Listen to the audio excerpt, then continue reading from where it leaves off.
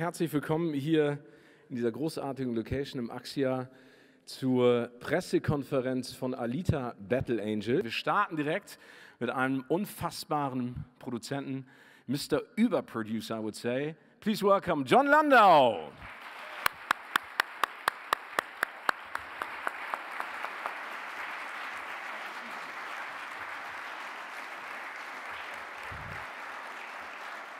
Next up, the wonderful and amazingly talented director of Alita Battle Angel. Please welcome Robert Rodriguez.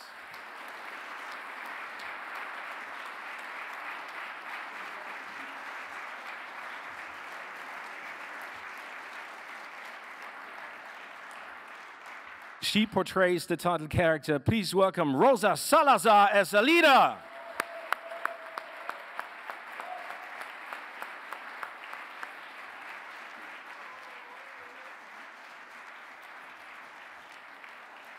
And last but not least, please welcome two-time Academy Award winner, Dr. Dyson Ido, Christoph Waltz.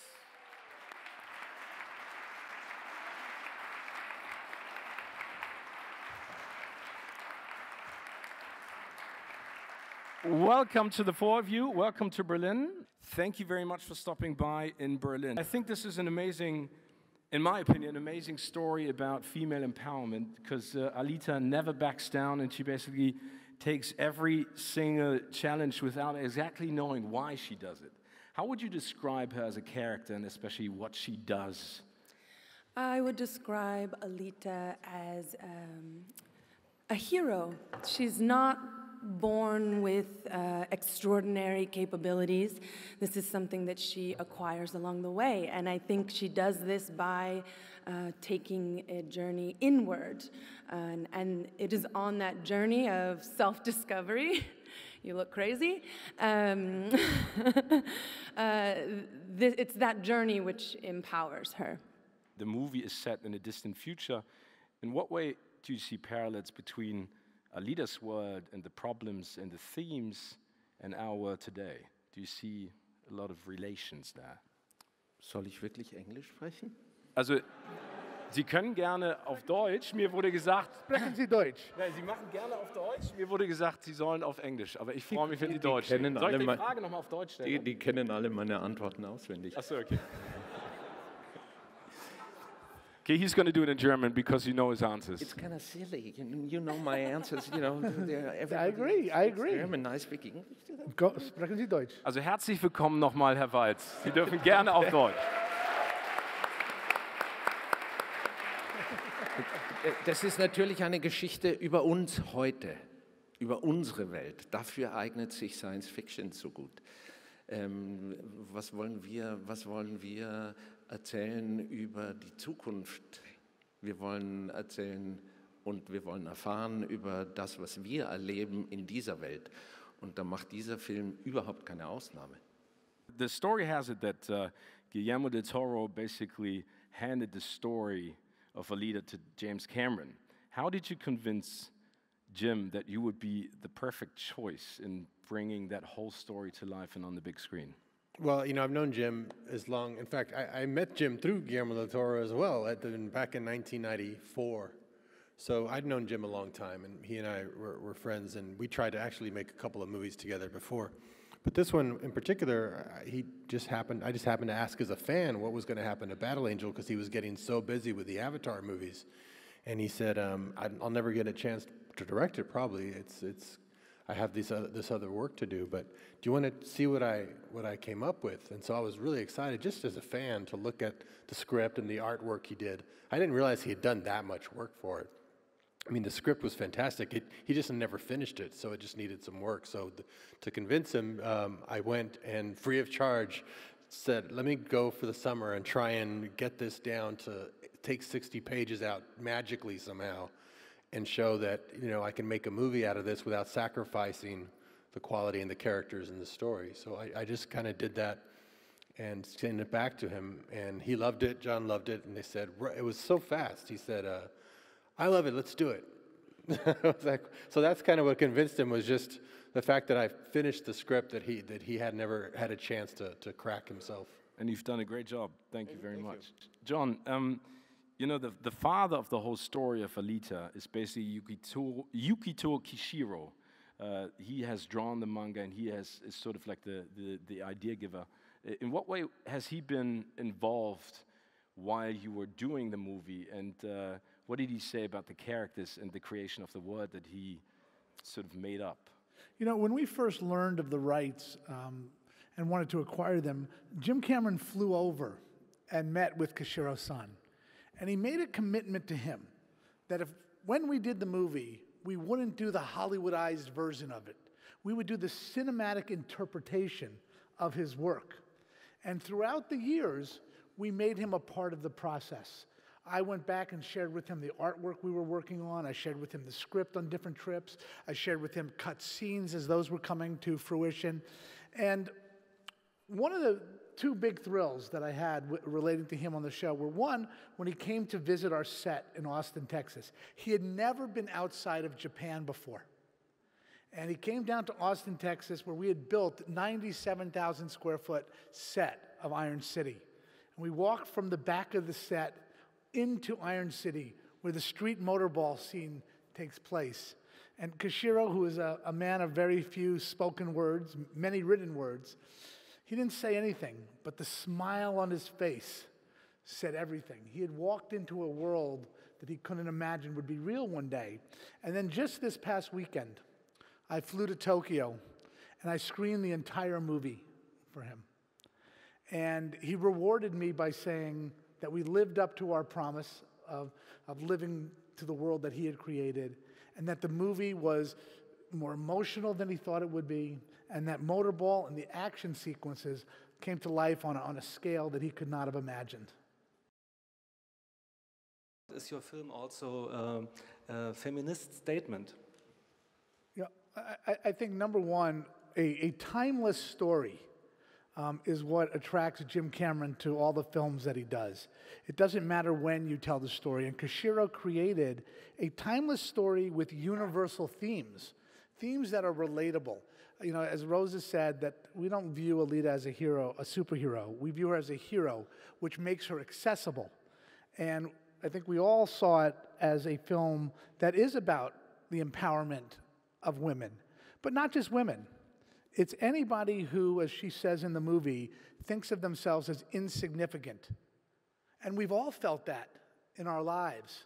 But this movie shows that even those who think of ourselves as insignificant, we have the ability to change people and the world around us. And sort of going back to the question you were posed about the problems that we see now, I think that she represents all disenfranchised people. And I think that not only women, but all people who have faced a certain level of adversity will find some satisfaction in this film.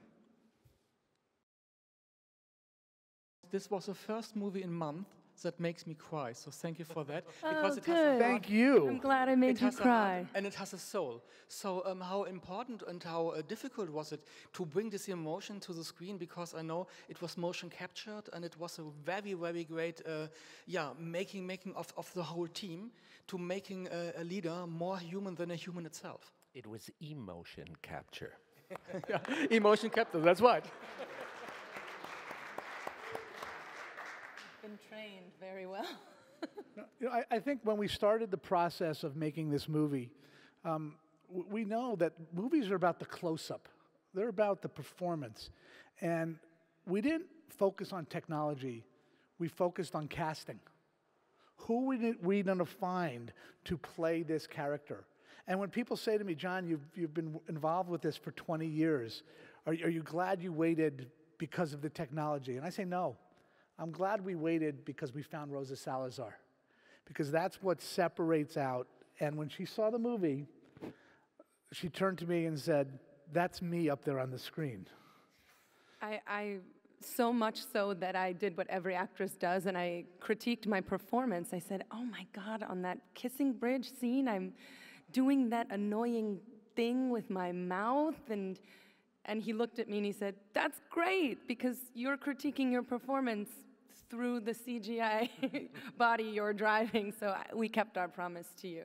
A lot of the work is the casting. When I cast Christoph and Rosa, I mean, they sat in my office, not even on a set, in my office on a little table, and they would rehearse, and you could feel the relationship. You could feel, they're such fine performers and actors that the emotion is there, even in not even on a set. So when she has the outfit on, there's no difference. They know how to connect. They have an instant connection, and we're able to capture that. And when we capture it, then the CG only enhances it, because now we can make her a character that an actress couldn't normally play without this technology. So the technology has gotten so good that it kind of gets out of the way. You forget that it's even there. And that's when technology is at its best. Of the eyes of the window to the soul, and her windows are that large, I thought we're going to see so much more emotion in her. You'll see the humanity even more of her performance. Even in a wider shot, even before you're in a close-up, she'll feel almost more human than human. It puts you in a hypnotic trance of this character really feels like she's there. And the benefit is that you get so much more emotion through those eyes. And you're in the visual effects world. Weta Digital told me that there's more detail in one of Alita's eyes than was in all of Gollum in Lord of the Rings. Welche Ebene hätten Sie gern? Technik versus. Nee, das ist ein politischer Film. Das ist ein psychoanalytischer Film. Das ist ein Abenteuerfilm. Das ist ein Liebesfilm. Das hat Elemente von Sentimentalität. Das hat den Nervenkitzel, den Sie durch großartige Stunt- und Action-Szenen bekommen.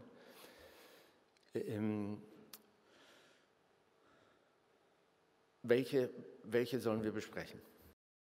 Können Roboter und Menschen jemals Freunde sein? The relationship between a robot and a human being, according to attachment theory, a human being can attach himself to anything. So it's up to the human being how he likes to develop a relationship to the robot. I personally would always consider it a machine, but that's just me. In what way did you prepare physically? Because the things that Alita does in the brawl fight, for example, how did we know that she's an armed berserker knowing Panzerkunst? I mean, in what way did you sort of get into that character physically? Well, it took about 3 months to land the role, and I had about an hour to celebrate. And then John and Jim and Robert said, "Okay, great. Now tomorrow morning, 8 a.m., you're going to start training." I said, "Oh, okay. All right." And I was lean, I was fit, but it was definitely an uphill battle. I did about 2.5, 3 hours every day for 5 months. And we did a mixture of martial arts to create an amalgamation that would somehow resemble Panzerkunst, which is a martial art, zero gravity martial art. Clearly, I cannot defy gravity, although I've tried, but we did our best. We did some Muay Thai, some Eagle Claw. We did a lot of staff work, which I really love, and a lot of kickboxing, because I wanted to get my endurance up. Jim said, "We don't want to do 2 takes, and then she's winded, and we have 13 hours left to go." Also, I'm doing all of these movements in the performance capture suit, so it takes a lot of endurance to get through not only the day, but some martial arts sequences. So I really threw myself into it. I think we've formed not just work relationships, but true friendships, and I'm very grateful for that for everybody up here. Christoph Waltz is my friend. Fathers are not supposed to be friends. I thought you were going to say something in German, and I was going to, no. Thank you so much, John, Robert, Rosa, and Christoph. Thank you. What I'd like to ask is, on our way out, I'd like Alita to stand next to Alita for a minute. Just does anyone want a double wants to Alita get selfie? A photo with Alita and Alita. Okay, cool. Have a great world premiere tomorrow. Thank Der Film you. startet am 14.02. Meine Damen und Herren, vielen Dank für Ihre Fragen. Einen wunderschönen Tag. Danke. Danke. May you stay.